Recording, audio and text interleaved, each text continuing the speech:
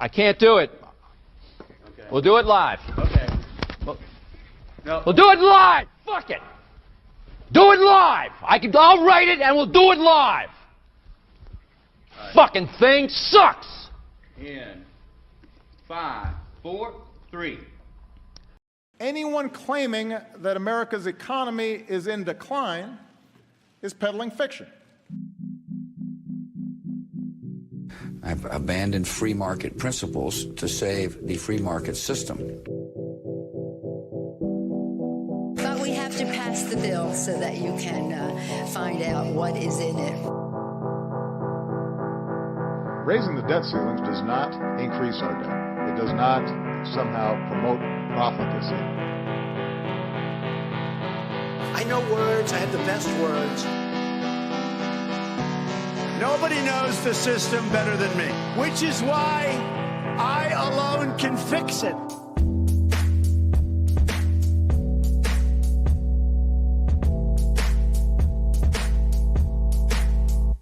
What's up, everybody? Welcome back to the Peddling Fiction Podcast. I am your host, the voice and soul of so-called fiction, Johnny Profita.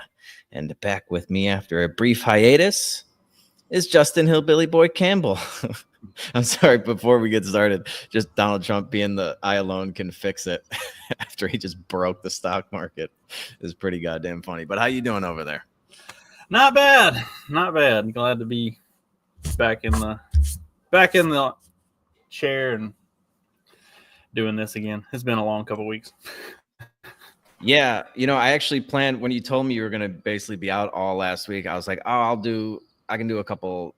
It was a great opportunity to just do some solo podcasts, especially with the, Liberation Day, where Donald Trump liberated everybody from their unrealized profits in their stock portfolios. But I was taking care of this friend of mine that had 2 dogs, and I was dog sitting, and I couldn't work at her place. I didn't even want to stay at her. It was disgusting, dude. I've never seen such a dirty fucking little shithole of a place. This one dog sheds like crazy. I sweat. I was like, this place hasn't been cleaned in months. And I swept it up. And then the next day it looked exactly the same. I was like, okay, I guess it was cleaned like a day before. You've never seen 2 of those bastards. Stephanie will sweep in the morning before she goes to work. And then in the afternoon when she gets home, she'll sweep again because ours shed terrible. Oh, and there's dude, it drives me crazy. It's insane. Yeah, I've never seen a dog shed like that. It was just like clumps of hair everywhere, like every day. And the place was also just like very dirty to begin with, like it just dust everywhere. And so I didn't want to stay there, which meant, I had to get up at the ass crack of like 6 a.m., go over there. It takes me about 20 minutes to get there. Walk the goddamn dogs, hopefully before the market opens, and then try to trade this crazy fucking Trump induced mayhem. I was trading it on the 1 minute. I was telling you before we got started, crazy volatility. I actually did really well. I think I went 6 for 7 last week, which is fucking insane. Especially given the ranges, like we're talking, 300-400 point ranges on the 1 minute chart. Like it was nothing. It would cut through that in 45 seconds sometimes. And it was I'd do that, and then I'd feed the dogs, and then take them for a nice long walk because I knew I was going to lock them in their fucking apartment for the rest of the day when I go back home, take a nap, then go to the gym, and then go back over there at night to fucking feed them and walk them again, and not sleep there because it was disgusting. And so there was just no time for me to really try to get a podcast in, unfortunately. But so I do apologize for that. Justin's had some weather issues and some family stuff, so that was kind of out of your control. Yeah, we had basically 3 straight days of tornadoes and flooding, and then I had internet issues on top of that. And yeah, it was nuts around here. We got really lucky. Nothing actually hit us around the house, and like really none of the flooding affected us here either. There were places that had serious flooding and lots of damage from that, high winds and tornadoes north and south of us. But like I said, nothing hit right here. So we were fine, but everything else, like literally all around us, just got annihilated by either the flooding or the tornado. So it was a pretty crazy weather week. Yeah, I've never have not experienced a tornado. Knock on wood. I think it's one of the few natural disasters I haven't experienced at this point. I've done hurricanes, earthquakes. Almost had a tsunami. The alarm went off. The tsunami alarm went off after an earthquake, but there was no tsunami, so that was nice. Tornadoes seem pretty scary. The sound that a tornado makes is pretty insane. There was somebody that online that I was talking about the tornadoes coming through, and they're like, I would like to experience a tornado. It's like, you really would not. You'd think, like, you watch Twisters and you think it would be cool. It is not Twisters. It's fucking terrifying. Like, you don't want that. Yeah, especially if you can see it and you just don't know where it's gonna go next. It's just like a dreidel spinning around the earth. Are the Jews responsible for tornadoes? Huh? Are the Jews responsible for tornadoes? Probably. There's some sort of weather device that is causing all these tornadoes. Jewish god dreidel, wreaking fucking mayhem. I was driving to pick Sean up from school, and like lightning struck in the field right next to the road where I was, and like you could feel the truck vibrate from the lightning hitting in the field. It was pretty crazy. I like I said, we came out fine for it, and there were some intense moments, but nothing that was too bad. I think Stephanie slept through most of it whenever it was coming through at night when I was at work. So that was all right. Well, speaking of wreaking havoc, the Donald Trump tariffs on Liberation Day did not go over well. I don't know if you were paying attention to any of this, if you checked if you have a 401k or some sort of investment portfolio. If you were smart, you bought puts on Tuesday right before the market closed, because there was just a stupid fucking rally right before it. I guess people thought like it wasn't going to be as bad as it actually was. So right into the close, it rallied. You could have made a small fortune in less than a day if you just bought some puts on the NASDAQ or something, because at like 4:15, he starts talking Tuesday night, saying that he's going to do reciprocal tariffs on all these countries. But they had I always like to talk about how governments pervert the meanings of words. Like reciprocal would be like, okay, yeah, like they're giving us a 20% tax. We're going to give them a 20% tax. Except that they came up with this crazy formula, and it was basically it worked out to whatever our trade deficit was with them, not what the tariff was. And so it's like, and he's like, we're only going to take half of what so he would just figure out what the trade deficit was and then claim that was half of the tariff that they were imposing on us. It's like this retarded definition of reciprocal or reciprocity. But that shocked the markets pretty good. I don't think anybody was expecting such drastic negotiating tactics from the art of the deal maker. Did you follow any of that, or were you just like hunkered down in your bunker? Between tornadoes and internet issues, I didn't catch a whole lot of it. I was kind of watching what the markets were doing, but I wasn't paying attention to like what Trump was saying and stuff. I know there's already been some talk of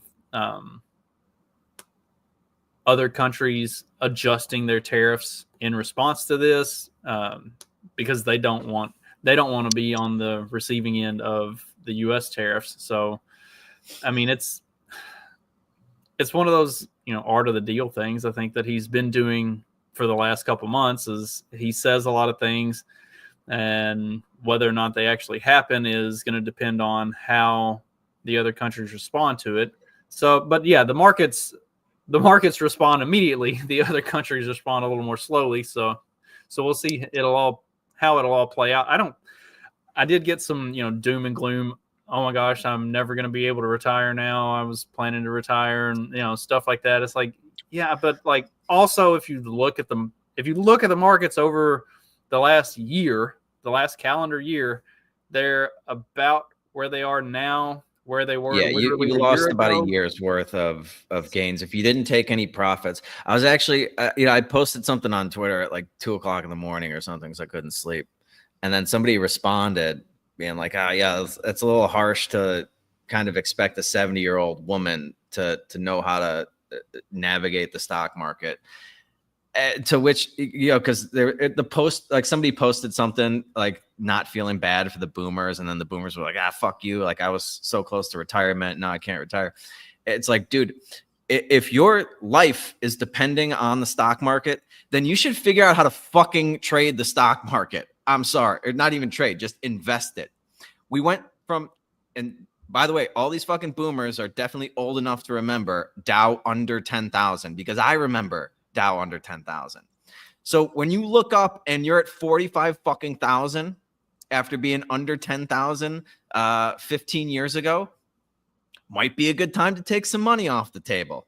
Or how about you ask yourself, is there something I could do just in case there's like a big market drop? Is there a way to hedge my portfolio somehow? Because you could have done that. But, or you could have just followed Warren Buffett, because Warren Buffett does this shit every fucking time. Every time, right before the market tops out, he rolls into cash. And he was sitting on 300 billion, right? We all saw the headlines, like the biggest pile of cash anybody's ever seen him hold on to. And yeah, he missed like maybe the last like 2% upside, 3% upside, but he missed all of that fucking downside, that 15% down. He sat that one out.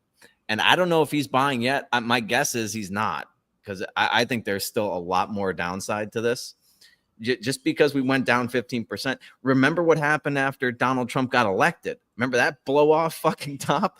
So like half of the gains that people lost, they wouldn't have had in the first place if Donald Trump didn't win the election. Well, and that was another thing, was like the ones who were complaining about how much they've lost in the last 3 months or whatever. It's like when you get to talking to them and looking at what they've been doing, they were buying on that upswing. Like, did you think that the Donald Trump election upswing was just going to continue forever? Like, that was obviously a manufactured. It's going to go up forever. Right. That was a like manufactured high. Like, you should have been hedging that. That's not, I don't know. Generally, when it's on its way up like that, that's not always a great time to buy, because it's going to turn around. And if you look at the valuations of these companies, they were fucking crazy, dude. I just checked like Nvidia maybe yesterday, and it's still trading at 40 times earnings after dropping like 15%. So that, like, these valuations were fucking insane. Just to give people who don't really follow this, 40 times earnings is an insane valuation. Like a cheap stock would be like under 15 times earnings. Like 10, 15, like that's okay to buy. 5 would be like, oh, this one's on sale. 20 to 30, it's getting a little rich. 40, it's like way over fucking priced. And that's after that huge decline in the markets. So like everything was very expensive, or most things in the market were very expensive. I don't understand really why gold got so hammered. I guess just everything was getting fucking slammed. But so that surprised me a little bit. I don't know where the flight to safety. I think everyone just pulled into cash. I don't know. But like I said, dude, if you've got 65 years on the fucking planet and you're depending on navigating the stock market for your livelihood, you had time to figure it out. But you got greedy. Like, people get greedy in these bubbles. And when you see these big blow off tops, there's fear of missing out, the FOMO. Everyone, they don't want to sacrifice that last 2, 3, maybe 5% of the biggest fucking move you've ever seen. They don't want to sacrifice that. They're greedy, and a lot of them are paying the price now. So I can't really feel that bad for them. If you're really close to retirement and you're looking at profits like that, you should have been taking some money off the table and putting it into, like, you can buy like an ETF or something that is the inverse of the stock market. So when it goes down, you make money.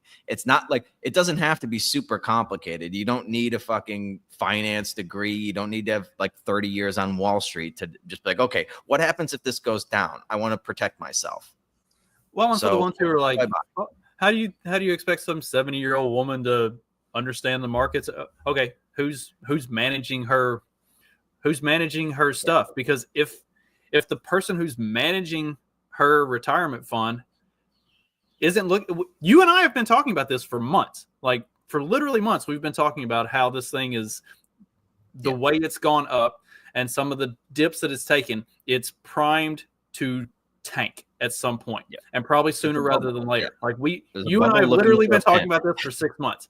Like if we saw that and your portfolio manager didn't, you've got the wrong fucking people managing your money. Like exactly. Yeah. And it's just like you have to take some they just want to blame politicians for everything. And it's just like, yo, take some personal responsibility. You had plenty of time to figure this out. You just had basically a 15-year bull market. Like there's been with 2020. Yeah. Okay. There was a bit of a flash crash there, but after that, it's been, for the last 5 years, it's been nothing but upside.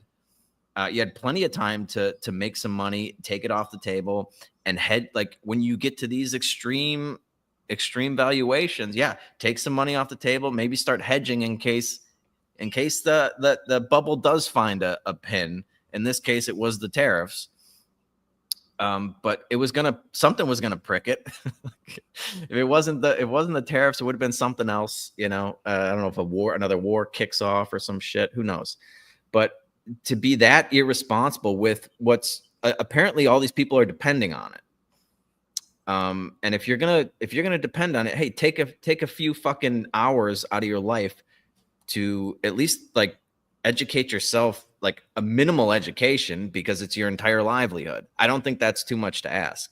So it's really hard for me to feel bad. I mean, yeah, dude, I mean, my portfolio's down. Absolutely. But I also make a ton in dividends. And I mean, yes, there's a chance that like a lot of these companies and stuff could start cutting their dividends. But if they don't do that, I can wait out these market downturns. And there's ways that, like I said, you could buy puts, or you could buy one of these inverse ETFs and things like that to make money while it goes down, that also pay you dividends. But yeah, like my monthly income does not change unless one of these, these companies go bankrupt or something, or they cut their dividends.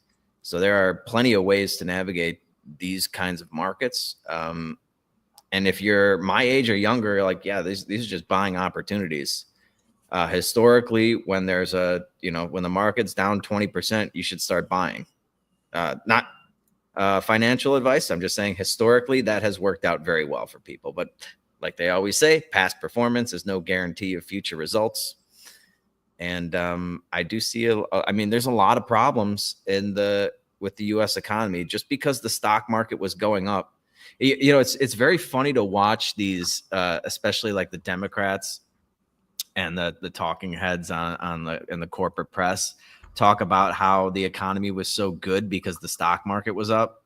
But then every time you see the stock, like every time like Donald Trump's first term, you'd be like, oh, the stock market was up. It's like, oh, the economy isn't the stock market. It's like, yeah, it was not reflecting the economy. What the stock market was reflecting was all of the cheap fucking money created out of thin air that they've been pumping into it. It's like, look at a chart of the money supply and the Fed's balance sheet and compare that to the whatever, they're like, oh, like $10 trillion was just evaporated overnight. It's like, well, how does that happen?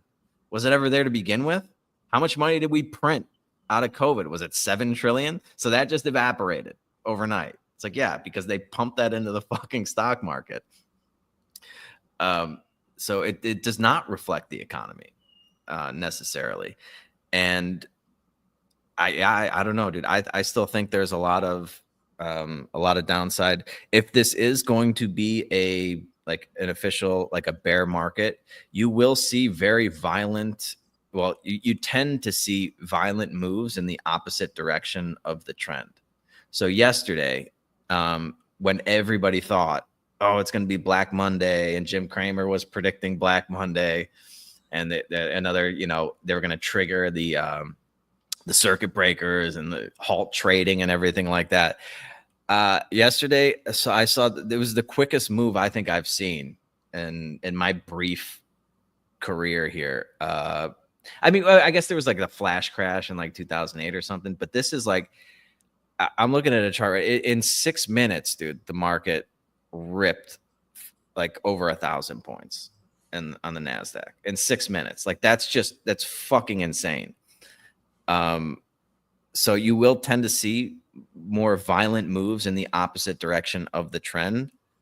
And maybe that's a good time to start putting on positions to go short.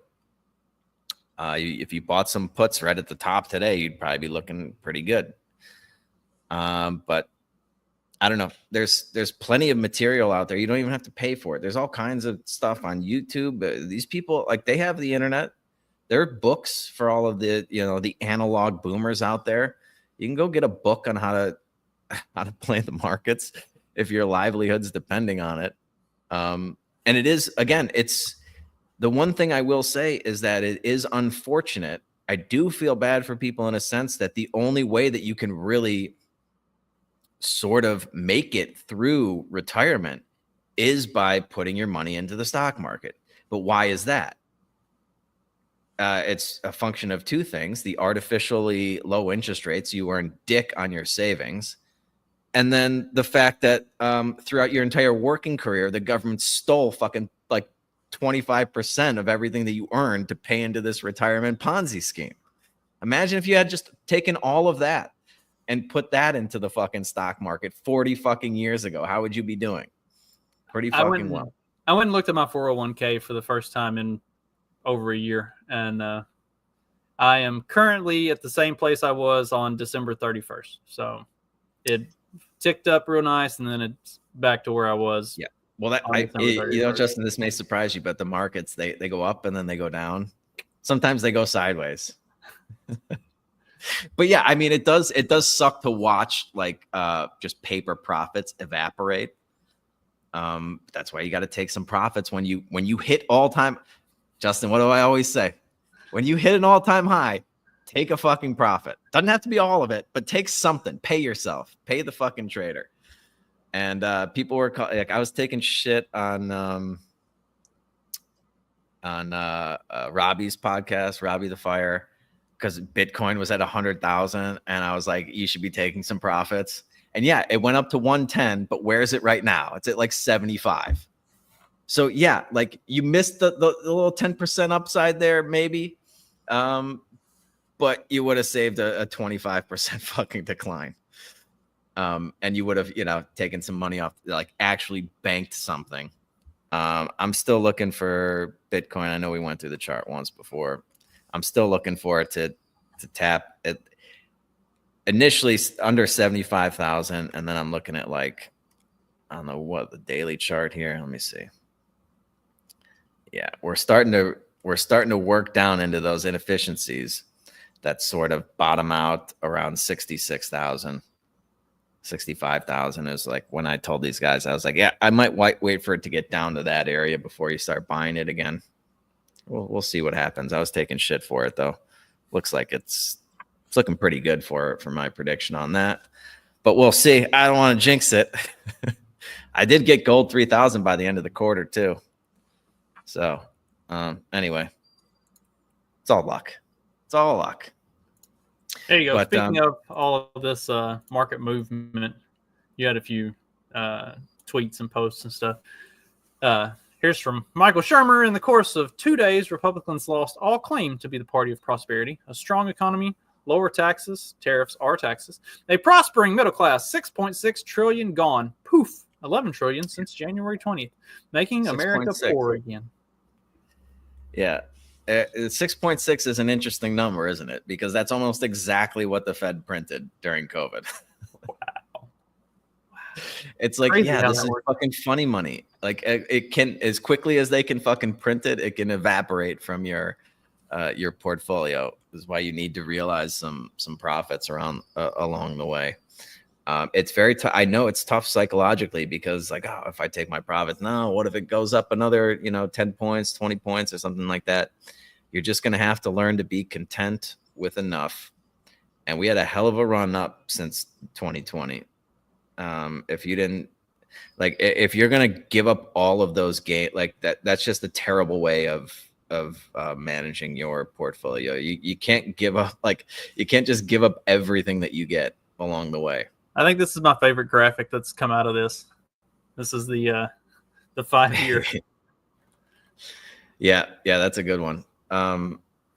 Yeah, for those of you just listening, this is the Dow Jones, and during the middle of Biden's term, 2022, it took a pretty big dive. It went from almost 40,000 to 30,000, something like that, and nobody seemed to be panicking, and then just chopped around there for according to this, looks like almost 2 years.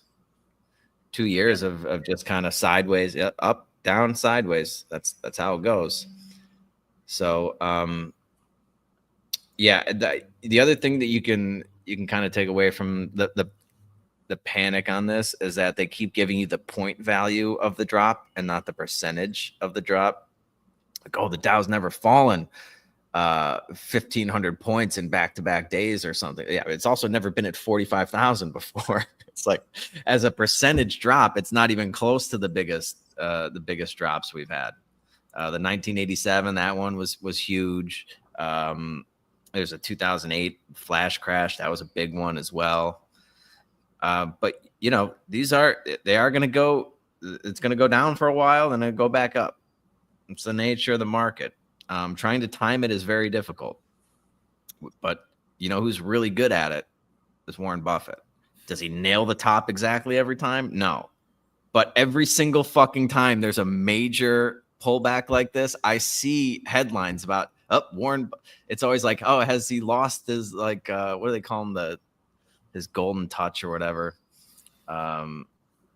It's has he lost it? Why is he moving to cash when the markets are so strong? Yeah, it's give it 3 months. give it another couple of months, and you'll see if he lost his touch. But as far as I know, it's just a formula that he uses that tells you, okay, everything's really, really, really overvalued right now. You shouldn't be buying anything. It's think about it like you're going to a fucking supermarket of companies, and it's what do you want to buy? The ones that are on sale or the ones that are fucking ripping your face off? I like to buy things that go on. So things are on sale right now. And then there's that other quote that's be fearful when others are greedy, be greedy when others are fearful. And yeah, it's a good opportunity for young people to start averaging into these expensive markets, because there are some deals out there to be had. But if you're close to retirement, that's a risk that you run, and you should hedge that risk properly by taking profits and actually hedging your portfolio for a 15 to 20% drop. Well, and that's also why any good financial manager is going to tell you don't want to have everything in the stock market. You want to be, spread out. You want to have some in hard assets and stuff like that. If your entire retirement is riding on the stock market, yeah, obviously you can get fucked really hard, really fast. That's a risky in literally any market without Donald Trump threatening tariffs on the entire world. That can happen. So yeah, you don't want to have all your eggs in one basket. You can play some real estate, or even just within the markets, you can play different sectors. Even when that board was almost entirely red, there were still a couple green spots on that heat map that they like to show you. There are some sectors that are up and that will outperform during economic downturns. So yeah, I mean, I don't know what else to say. I mean, as far as the tariffs are concerned, I do think it's just it's retarded economics, but he's not doing it for this is a game of chicken that he's playing. And pull up his tweet from yesterday, or his truth or whatever. I think I sent it to you. This fucking cracked me up too. The United States has a chance to do something that should have been done decades ago. Don't be weak. Don't be stupid. Don't be a panicking. A new party based on weak and stupid people. Be strong, courageous, and patient, and greatness will be the result. Yeah. So he's essentially banking that all of these other countries are going to fold before he does. And Donald Trump's probably, like, I get the impression that he's a pretty stubborn guy. I don't know how much, I mean, they're going to call him Hitler and shit anyway. So, like, that's not really going to phase him. I wonder what, how far the markets would have to fall for him to cry uncle. But with the stock market drop comes a couple of things, because we kind of know how the Federal Reserve is going to react to something like that. And this is sort of where the 4D chess crowd comes in. Have you heard these theories? Oh, it's already up. Panicking. A person whose entire personality is producing fear porn aimed at anything President Donald Trump says, does, or suggests. There is a theory they read the book Chicken Little too much as a child. Examples of panicans include anyone employed by CNN, MSNBC, those who include pronouns in their bio, and especially those who said Biden was mentally fit. Everyone on The View is a panicant. Verb, to panic, but only when it revolves around Trump. Under Joe Biden, oil prices rose, but now that they're dropping, everyone on the left is a panicant. Yeah, that really cracked me up. But he's basically telling you, he's like, yo, I'm playing chicken with the rest of the fucking world. I'm going to slap these ridiculous tariffs on them, and I'm going to wait them out. They're going to come to the negotiating table because, like, it might hurt us more. Like this, like trade wars, they always hurt the fucking country that comes up with the tariffs. So it's like whoever, like, that was why it was so funny when China's like, oh, we're going to get back at him. We're going to put on like a 35% tariff or something. It's just like, it's like literally the dumbest move that you can do. But we'll see. Like, I've heard some reports, like a few countries have come to the table and they're like, yeah, we'll do 0 for 0. We'll get rid of our tariffs. You get rid of yours.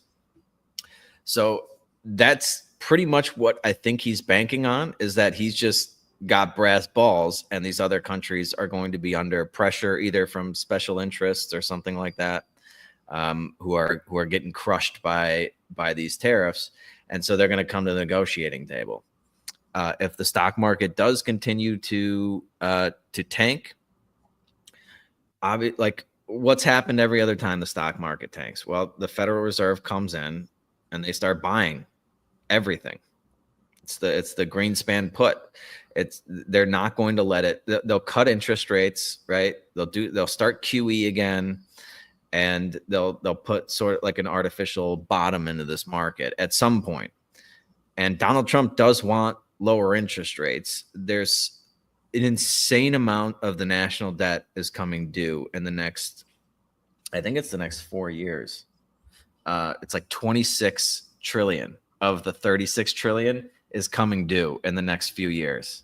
So they have to roll that debt over, obviously at much higher interest rates today, because the Fed raised interest rates to 4.5% or something over the last few years.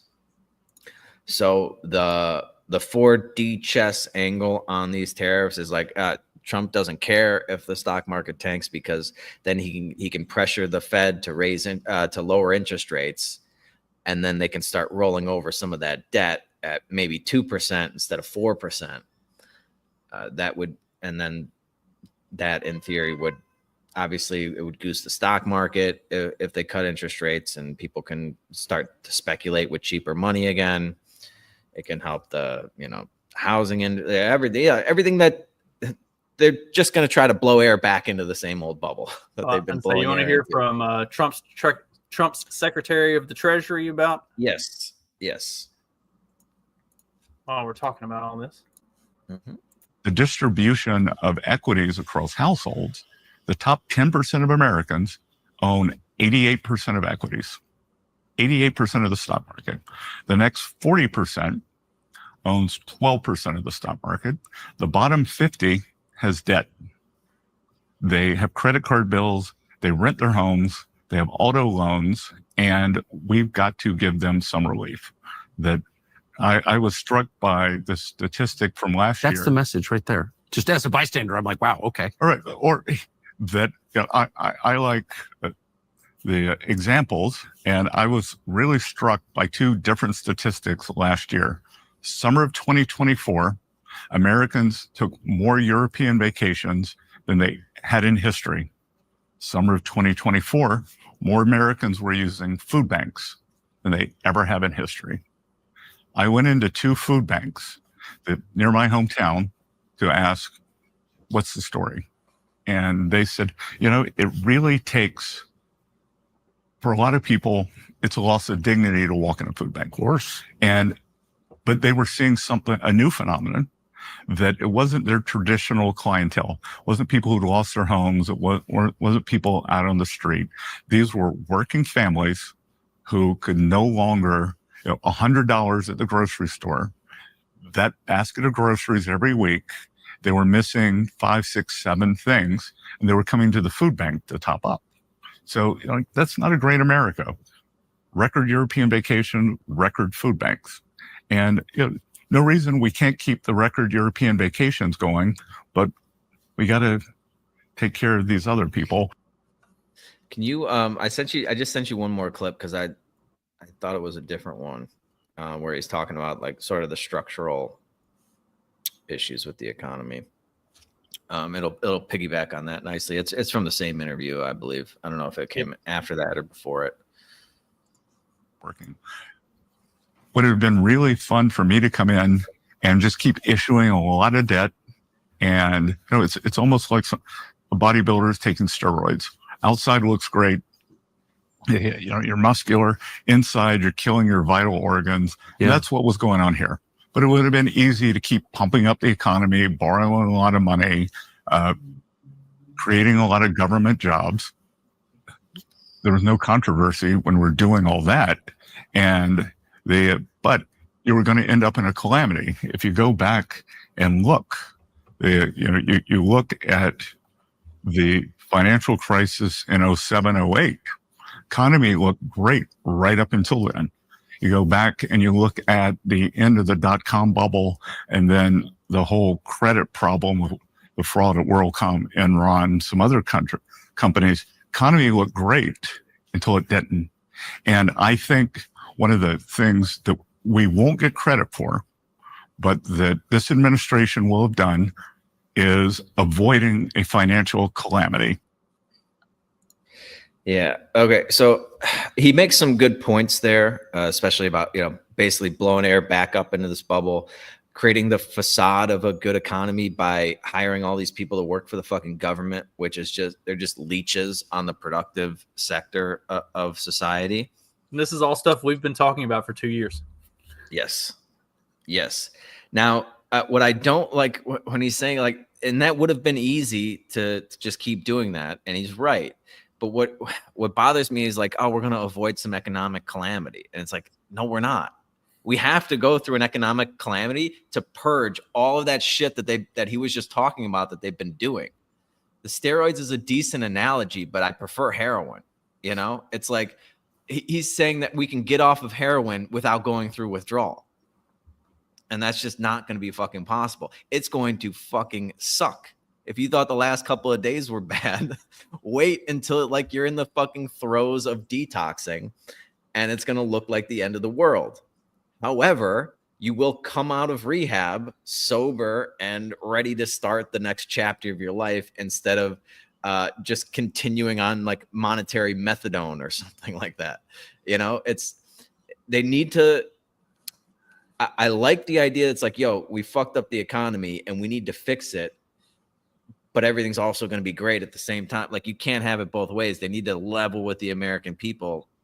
Be it's going to suck for a while, but I'm going to put you on some solid ground so that maybe there's a chance at prosperity in the future. Because as Magoo just pointed out, it's a slow death and then it's a really fast death toward the end. It picks up steam as the debt piles up, and it sort of feeds on itself. You go through a downward spiral. So at least this way we have a chance at getting on some solid economic footing. Well, and in this that is regard, I something- do agree with what they're doing. Go ahead. This is something else that we've talked about, and I had even specifically said, like, if you're the Democrats, the smart move is to let Trump win. Because, like, let Trump win, let the Republicans take the House and the Senate, because at some point in the next, and I said this in middle of 2024, at some point in the next 5 years, this whole fucking thing is going to blow up and it's going to crash. So if you're the Democrats, the smart thing to do is let Trump and the Republicans be the ones holding the bag for the next 4 years. That way you can be like, oh, look what they did. Look how terrible this was. Like, even though it has nothing, well, not nothing, but this whole thing was compiling to happen anyway. It was an inevitability. So yeah. The funny thing is they just can't contain themselves long enough. They're already crying. The sky's falling. And it's like, yeah, okay. The market took a 10, 12, actually, it might have been 15%. I don't know how much it was down total. It took a small, but the first day it was down 800 points. And they're like, oh my God, he broke the economy. And it's just like, yo, just let it play out. Let it build some fucking credibility, because if you start screaming now, and then it just kind of chugs along for a couple of years and the sky doesn't fall, you look like a jerk off. And then if you do, like you said, they get back control of something in the midterms, and then it's like, oh, now you can blame the Democrats for stifling Donald Trump's grand master plan. It would have worked out. It would have worked out perfectly if it weren't for those pesky Democrats. But they can't contain themselves. They can't just fucking wait. Look how quickly they hopped on. I don't think we ever got to talk about the fucking Signal story. Like, that was the end of the world. And it's like, yo, dude, there will be something worse than sending a text message to a fucking journalist that doesn't like you. It's like, there will be something much worse than that. I promise you. But they acted like that. Oh, heads got to roll. Everybody's got to be fired. All these people that they never wanted to be confirmed to begin with, all had to be fired immediately because text messages. Just like they just can't contain themselves. And I guess that's part of the syndrome. Well, they can't contain themselves because no matter how much they want to believe that they're still popular, everything shows that Democrats are not at all. Did you see the guy, the CNN stats guy that was going through all the different charts and polls and everything, showing how insanely unpopular the Democratic Party is right now? I mean, this was on CNN, and it was crazy because, like, this guy isn't some hardcore alt-right, super MAGA guy. He's a CNN analyst, but he's a numbers junkie, and that was the fun thing to watch. Is like he's just breaking this down, looking specifically at the numbers, and he's like, Democrats are wildly unpopular. Like, look at all of this data. Look at all of these numbers. It's like, and they're having to come to terms with that, and they're not doing well. I don't know if you get on Reddit or anything like that. I love Reddit because it's the perfect place to just go troll the most brain dead motherfuckers on the planet, and they cannot fathom being trolled. It just throws them into a full on tailspin. And oh my God, I could just play on Reddit all day and laugh my ass off nonstop. I should have to pay for this kind of entertainment, but nonetheless, you go through Iowa Reddit, Nebraska Reddit, red state, because every red state has its own official sub, and it's all these Democrats that are having these protests and these rallies to get Elon Musk removed, to get Doge abolished, to have Donald Trump impeached. All this, it's like, really, y'all are still doing this? You do realize if you wanted all of this stuff, the country could have voted for it in November. We're 4 months removed, and you're still riding this same dumb bullshit. It's did you not learn anything from the last year and a half? You're see, look, the stock market's down. Don't you hate Donald Trump now? And everyone's like, yeah, nope, I'm good. Anybody that really voted for him, they're still yeah, I'm rolling with Trump on this one. I almost forgot about those super significant protests over the weekend. Across the country, Justin. Across the country, millions of people were protesting. Hands off our government. I don't even understand what that means. Like the government, hands off. They want the government to have their hands off the government. And this is all because they're just trying to get rid of some wasteful spending. It's like the most insane thing ever. And they're not even really doing anything. They haven't done anything. They passed that continuing resolution that funds everything, including the Department of Education. Like they haven't accomplished shit. And these people are freaking out. And then across the country, apparently across the country means New York, Washington, D.C., Chicago, and L.A. I don't know if there was any, was there one in like Minnesota or something? And they did them in like the big cities. Utah. They did them in the big super blue cities, the places that you would expect. Like this wasn't like a grassroots effort to get out and show that Donald Trump is a bad person and turn Trump voters against him or something. Like this was all the usual suspects doing the usual suspect things. Yeah. And to Magoo's point, yeah, all the young people that have started to like Trump over the years, they're not affected by a drop in the stock market at all. They have no fucking money. They have no job. They have no prospects. They have an overpriced degree, and they're in debt up to their eyeballs, which is what Bessett was talking about. If anything, as much as that generation hates boomers, this probably makes them love Trump even more. Yeah. Well, dude, I know it's just the irony. It's crazy. You have like all of a sudden all the people that wanted Elon Musk to go broke are freaking out that the stock market's down. All of these people are like, the stock market's not the real economy. Or like, look at the stock market. He broke the economy. And all these people, these are we are the 99% Occupy Wall Street people that are freaking out now because the stock market's down 12%. Yeah, they were so excited 2 weeks ago when they were talking about how much money Elon Musk has lost over the last 2 months, and then theirs goes down, and it's like, oh my God, it's the end of the world. It's like you were literally just cheering for it. In fact, smart people pointed out that if you have your money in a 401k or a pension plan or something like that, you probably shouldn't be cheering against Elon Musk because more often than not, your money is in Tesla stock. Your money is already invested in the same stuff. Be in all those overpriced Mag 7 stocks. That's all in there. You're all invested. You probably don't even fucking know it. Right. You were, but the other thing is yourself the whole time. Yeah. The other thing is you can't touch this money for another 25 fucking years anyway. So what are you freaking out about? Do you think the stock market is going to be higher in 25 years than it is today? Then relax. If you don't, okay, maybe you should start buying some more puts or some long-term puts. But I mean, you can't touch your you can. You'll have to take like I forget, it's like a 15% penalty or a 20% penalty for an early withdrawal, and then you have to pay taxes on that.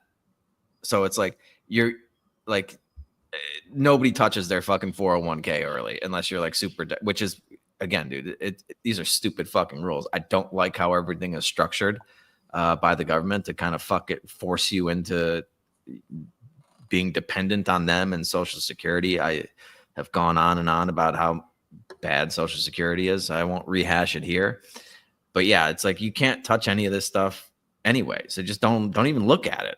If you're not going to actively manage your 401k, then just don't look at it until you're fucking 60. Like I said, this is the first time I've looked at mine in probably 6 months, and yeah, like, right. Yeah, if you check it every day, yeah, it sucks. But check, like, dude, I forget what I was watching some podcast on YouTube, and they were talking about how people that didn't check their portfolios every day, like the less frequently you like an amateur investor would check their portfolio, the better they did. So it was like the more often people checked it, the worse they performed, because they don't know like long-term trends, or maybe like the mental aspects of it start to take over. and it's just over the long term, it Well, and that's tends like to go up. like most of my experience was more in the commodity side of stuff, and like when you were dealing with farmers and guys like that were looking to sell their grain and looking to make money, like the ones that were watching the markets every single day and watching every little up and down tick, those were usually the ones that made the worst decisions, because as soon as it would start to run up a little bit, instead of locking something in that they knew they were going to make money on, they think they were just going to keep watching it go up forever, and they were going to like catch the top. And then when it starts to go back down, they get it in their head that, oh, well, it's going to come back. It's not going to keep. And then it just keeps going down. And then they end up like sitting there and having not sold anything, and it's lower than it was at any point in the last 3 weeks. It's like, what the fuck are you doing? Whereas the ones who actually understand their business, they know how much they need to sell their grain at to make money. Once it gets somewhere in that range, they sell a significant portion that secures their funding for their farm and everything else. And then they might play around with the other remaining 10 to 25% of their crop and sell that. You might catch a good high. You might end up just selling it at market. You don't know, but at least you already know that you've made your money. You're not going to go broke. All your bills are going to be paid. Like you had a good year. Those are the smart ones. And like you're talking about, like the small time traders that are looking at it every single day, anytime they see a run one way or the other, they freak the fuck out because they don't know what they need to do to actually be successful. So now they're just like taking a shot at anything and everything. Right. You're gambling. You're just gambling that it's going to keep doing what it's doing, or it's going to do the opposite of what you're doing. That's not true. That should not be how you trade or invest. You should always have an entry, an exit, and a take prop, like a entry, stop, and a target every time you get into something. If it goes up to this point, I'm taking X amount of profits, no matter what. And if it goes down below here, I don't want to be in this trade anymore. And you never move that one, unless you can move it up, but you can't move it down. If you want to be successful over the long term, you have to, like, those three things, very basic. It's a lot easier to say than to actually execute, because your emotions start to take over once you're in the trade or the investment. But if you follow just that over the long term, you will be a lot more successful than somebody who's just randomly gambling. Oh, I got a good feeling about this one. I'm going to trust my gut. It's like, yeah, you might catch a huge move. That happens. People get lucky all the time, but if you're going to depend on getting lucky over and over and over again consistently, that's usually not a recipe for success. So anyway, I don't know if we bored everybody to death with the markets. I mean, it was kind of necessary, and it's the topic of the week. I guess if you tuned in today not expecting to hear us talk about the markets, I'm not sure what you were expecting. Well, we have some shithole Chicago stuff queued up if you want to play the song. Oh yeah. Got a few more minutes here. Shithole Chicago, where the wind is cold and the people are low. Broken down buildings, ain't no place to go. But the music keeps playing in shithole Chicago.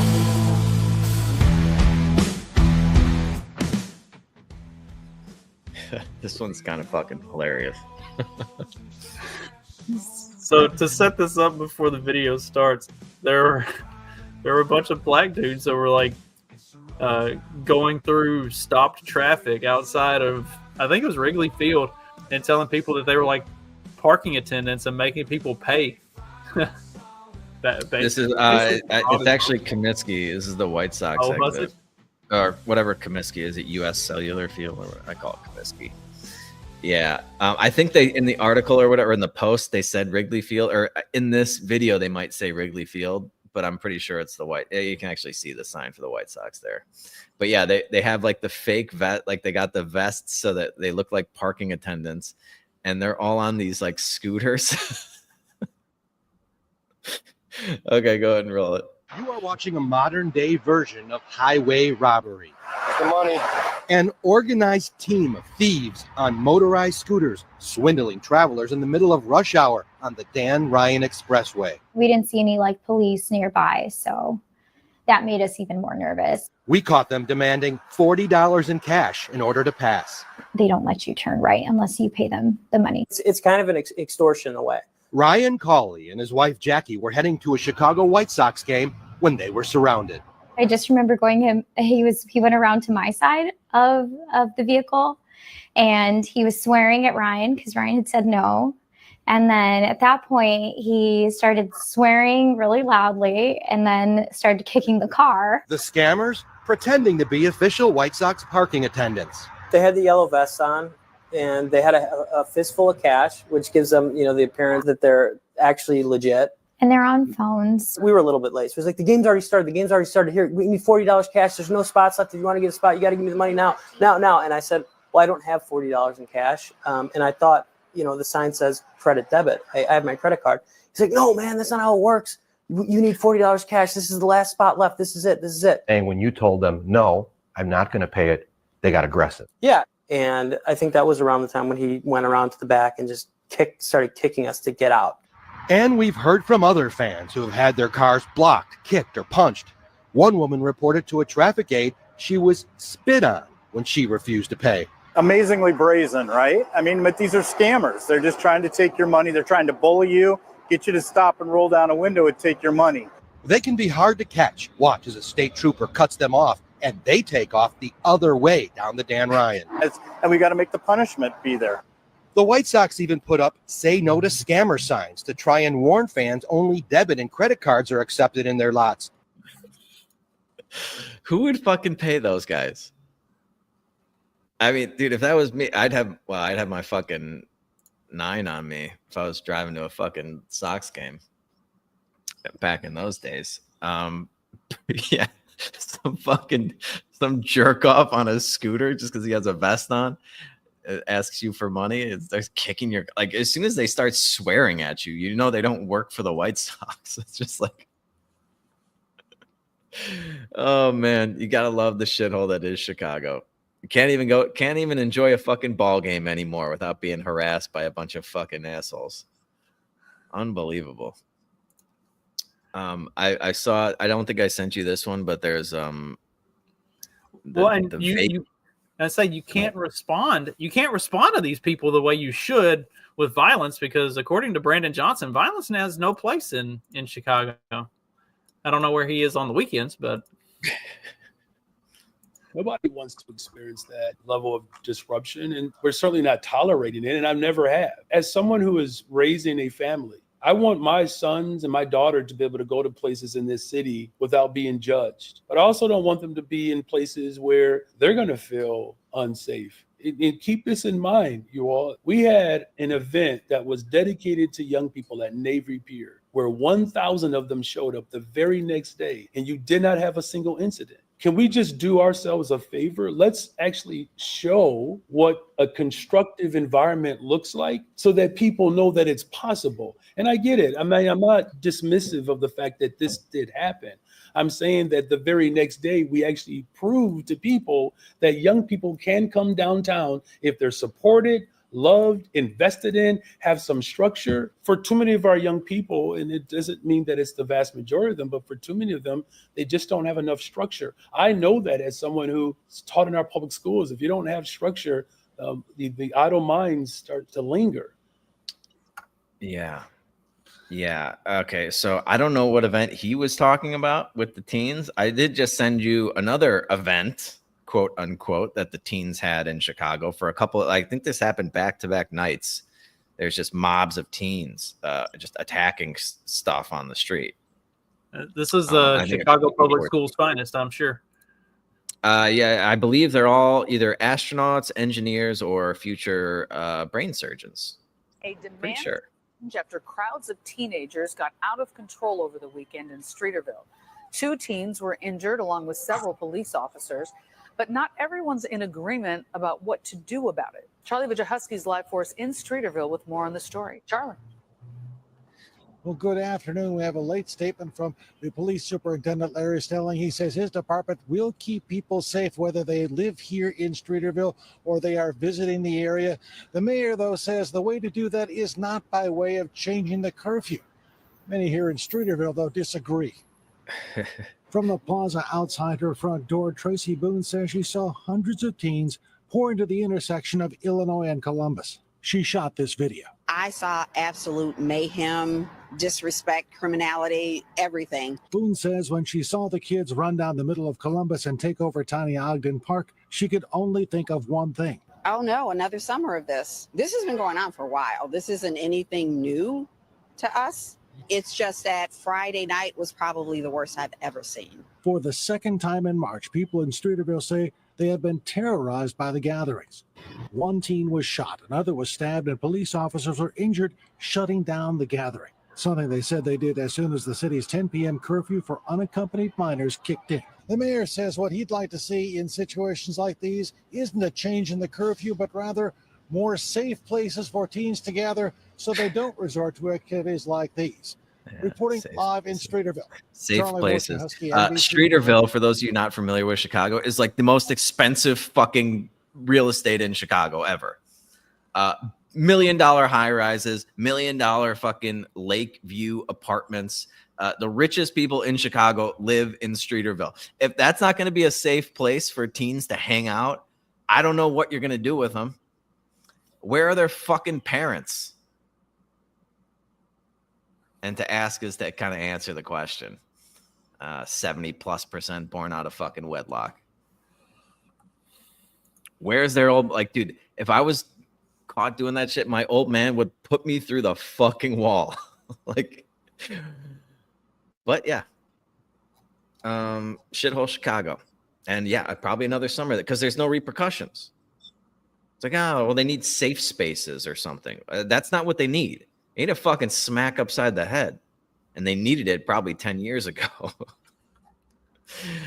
I don't know what you do with these kids that have no fucking, like, he's right about the structure. They have no fucking structure at home. There's no parental structure.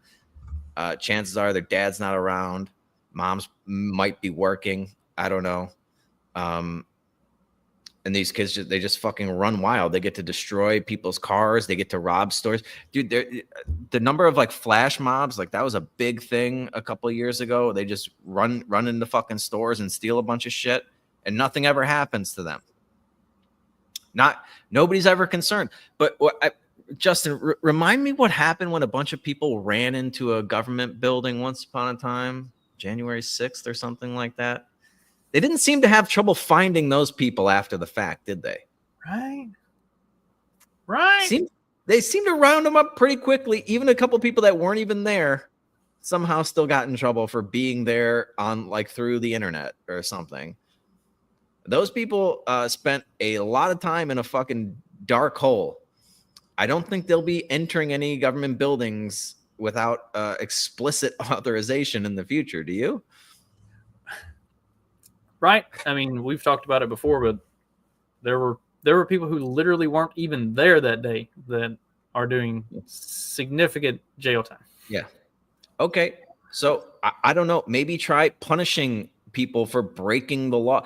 They're not interested, of course, because these are private businesses and there's nothing in it for the government to spend money and resources apprehending these people. There's nothing in it for it. If there was a nickel in it for them, they'd probably be all over it. But these people, the teens don't have any fucking money. They're not going to make bail. Like, they're going to have to fucking deal with them. Well, I mean, if they put them in jail, then the graduation rates are going to go down. So, because you've got to keep these kids, on the streets. That way they can give them a diploma and say they graduated, whether they, showed up for class or not. Right. We don't want that school to prison pipeline taken over.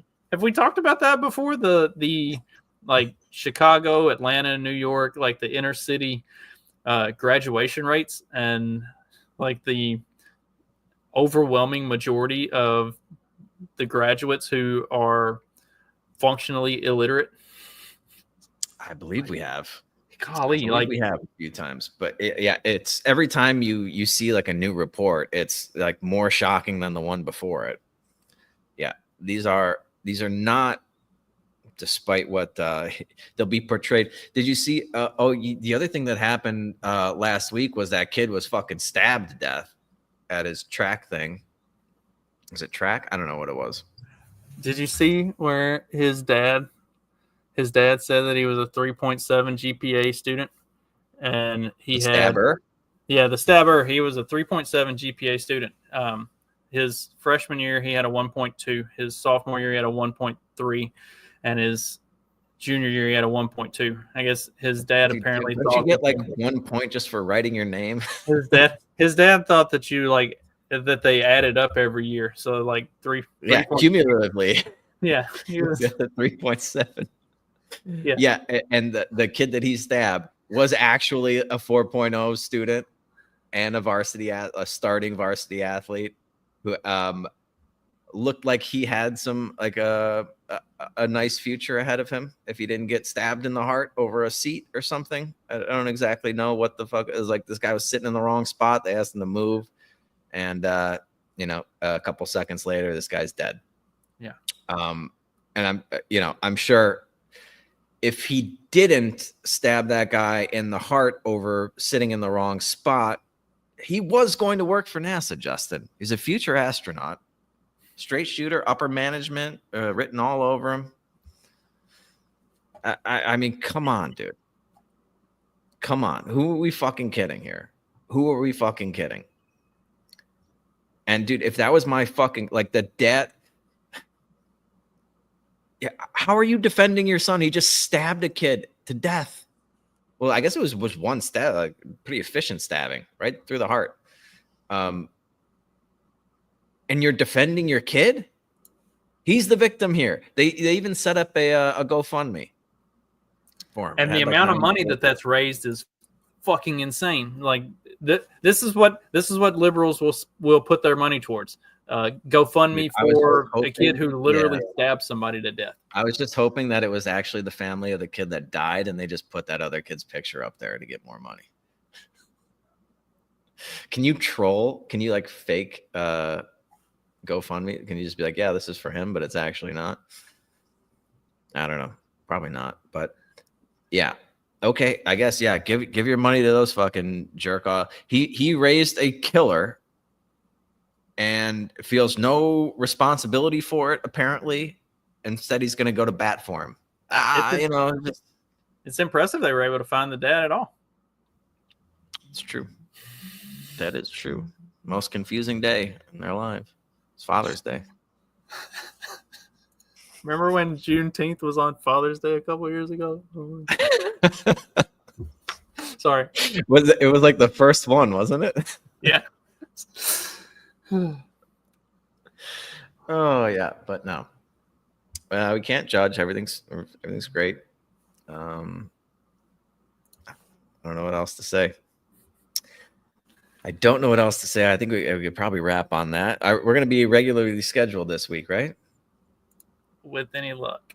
With any luck. All right. And this will be my last week broadcasting with the Street Noise. So I will start moving back to my other location probably next Monday.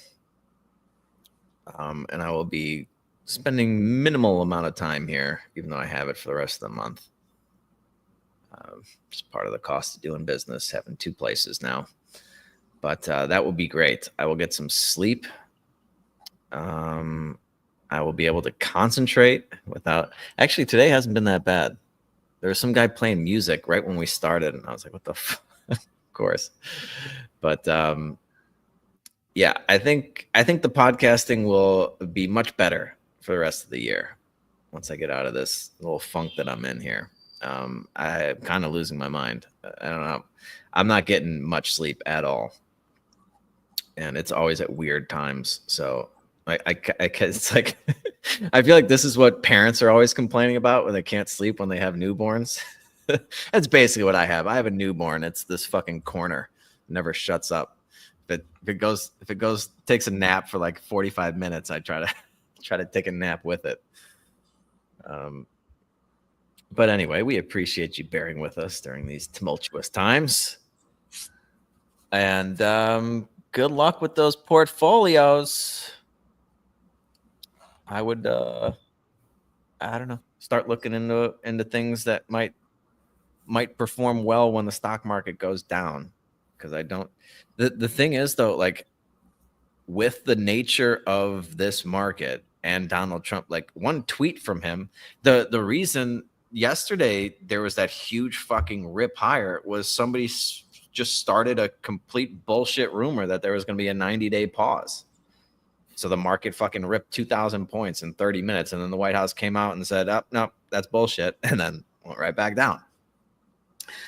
So one tweet from Donald Trump saying like, you know, China came to the table and I won or whatever. And it's beautiful.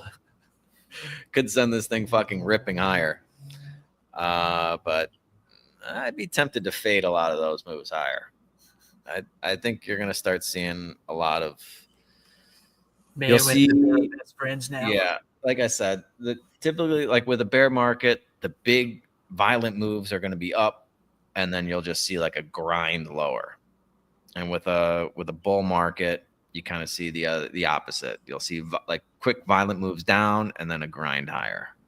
That generally tends to be how they kind of play out over time, but not financial advice.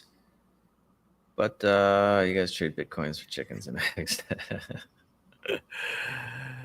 I think I did put on a Bitcoin trade at the last time we did a happy hour. I left it on. Wow. Oh, we've been busy, or I've been busy and had other shit going on, and we haven't gotten to do shows regularly. The ducks finally started laying eggs, so they're not getting eaten. We're getting 4 or 5 eggs a day, and duck eggs are good shit. So I am practically a millionaire anyway. So yeah. Reminds me of that. So somebody posted a meme. It's like, you're not going to know if I win the lottery, but there'll be signs or something. It's just a pallet of eggs. Shit. Yeah. I think this Friday we owe a happy hour because I didn't do one last week because I had to watch those goddamn dogs. That's over though. So, Wilson Coors paying out good dividends. Yeah, man. I mean, Jake, I'm a big fan of dividend paying stocks. I don't like to, I've never been a momentum chasing kind of guy. It's just not my personality. You kind of got to figure out what your personality is when you're trading and investing. But I like to get paid for fucking loaning my money out to companies, or I'm not a buy and hold. Like I said, unless these companies like they end up in such bad shape that they have to cut their dividend. But you know, most of the ones that, a lot of the companies that pay like a 3 to 5% dividend have been doing it for more than 10, 15 years. If they have a track record like that, it's usually a pretty safe bet that you'll keep getting your dividends and you can catch some of the momentum to the upside. And then, you know, depending on your risk tolerance, you can get 20% dividends. It's not impossible. It's riskier, and you generally don't get a lot of the upside in markets, but you get that regularly monthly income. So, yeah, there's a lot of material out there on that. I would probably just go to YouTube. I don't know, Google like some dividend guy, dividend Joe on YouTube or some shit, and he'll probably tell you how he's been doing it for 10 years for free. And like I said, like I have some profits, some paper profits that evaporated over the last couple of days. I don't think there's anybody that doesn't. But smart people, like I said, bought some puts right before everybody knew these tariffs were going to be a bad idea. I guess nobody realized how bad they were going to affect the markets, but that was a pretty easy trade right there. Just buying some fucking out of the money puts and watching, like you wake up the next morning, you made 30 G's overnight. It's shit like that's possible with these types of markets. And then, yeah, just getting that regular dividend income. Like my income doesn't change unless, like I said, they cut the dividends, and the chance of everybody cutting their dividends all at once is pretty slim. So that's part of my investment strategy. And we'll see how it plays out. We'll see. But like, once you get those dividends, like that can be like, that's just cash right there in your pocket. And you do have to pay taxes on it, of course. That's bullshit. Is Donald Trump going to eliminate the capital gains tax? That would be awesome. If he does that, he's the best president of all time. But I think some people were just kind of joking about it because nobody has any capital gains anymore after the last couple of days. But I know he's kind of hinted at it. He wants to get rid of it. That would be oh yeah, he had some comments too about the tariffs, and he was talking about how before 1913 the entire government was funded through tariffs. And then he said, for some unknown reason, we had the income tax. And I was like, it was not an unknown reason. The reason was that they offered people, hey, we'll get rid of the tariffs and we can put an income tax on the 1%. And the American people took that deal because nobody likes tariffs. And even back then, they realized that it was going to raise the cost of living for average people. And they promised to only tax the Vanderbilts and the Rockefellers and the Carnegies 1%. I think it maxed at like 4% or something like that. You had to be making over $500,000 a year in 1913, which is like hundreds of millions of dollars today. So I think we've already gone over how that worked out. And now everybody listening is paying more than paying a much higher percentage than ever imagined for the Rockefellers and the Carnegies. So once again, the government lied to you. And I was making fun of Pocahontas the other day because she was like, the government, this is like talking about how the government promised you Social Security or something. And I was like, Pocahontas, you of all people should know not to trust a guarantee from the government. Look what they did to your people. That was a pretty funny tweet. Didn't get any traction, but whatever. Underappreciated. You got to pay your $8 and get that blue check, and then it'll get more traction. Yeah. And also, we can stream the show on X. Oh, really? Yeah. Okay, maybe I'll do that. I never even really considered it. I was just like, yeah, whatever. I just kind of fuck around on Twitter. I don't really take it seriously. Oh, Jake's an accountant. Yeah, you guys are fucking lobbying. You guys keep lobbying the government for those taxes. That's why it's never going away. We're never going to get a flat tax. What would happen to you? You'd be out on the fucking street. Oh, shit. I might need an accountant one of these days. Can you save me some money? I don't know. He doesn't have a nice Jewish name. I want a nice Jewy accountant. Jews are good for a couple of things. You want a Jewish accountant. Jake Lewis said, no, I want like I don't know, like a Shlomo somebody or other. Goldenstein or something with a Steen or a Stein or a Yeah. Oh, dude, did you watch Curb Your Enthusiasm? I've watched some. I didn't watch Did it you like see the episode where he was like trying to get a divorce attorney? I think I did. And this one guy like pretended to be Jewish. He's actually like a Catholic or something, but he had like a Jewishy sounding kind of last name, and he just like totally embraced it. And so he thought he was getting this like hard, this Jewish guy that was going to save him all this money and really take his wife to the cleaners, and he ends up getting fucking raked over the coals. Oh, all right. 0.05%. Got to start somewhere. Ashkenazi. All right, we got to go. You got to go somewhere, right? I got kids to pick up. All right. Well, market is down on the lows of the day here. Dow's still hanging on to 5 point. Okay, it's negative, and it's gone.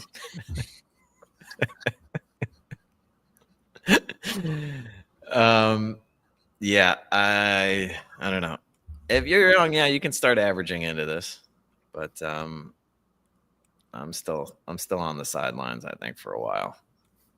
collecting those dividends while I wait for an entry. But yeah, be careful. Don't invest what you're not willing to lose. And past performance is no guarantee of future results. And this is not financial advice. Yada, yada, yada. One drop rule. I don't know if I know what that is. That sounds like something we're going to find out about on Friday night. One drop rule. I'm not sure if I do know what that is. I don't know it by that name. I know about there's like a 3 drives pattern that some people do. Oh, that has something to do with the Jewish thing. Okay, I'm confused. I thought he was talking about the market. Jim does not know about markets. That's not his stick. All right, 2:30, right on time. Let's go. Let's rally into the afternoon here. All right. Yep. Thank you all so very much for listening. We'll let Justin go pick up his kids. We'll be back on Friday with a brand new episode, and I'll do a happy hour Friday. I think I'll be able to do a happy hour. My sister's coming to visit Wednesday, so I don't know exactly what my schedule is going to be Friday, but should be able to do something. Yep, Friday. See you then, Jake. Thanks for tuning in. Get that Jewish percentage up, and I'll throw you some money to manage for me. I need at least 10% Jew in my accountant. Otherwise, I feel like I can handle it. All right. I think we've offended enough people for today. Until Friday, you guys know what to do. Just keep on peddling that so-called fiction. Peace.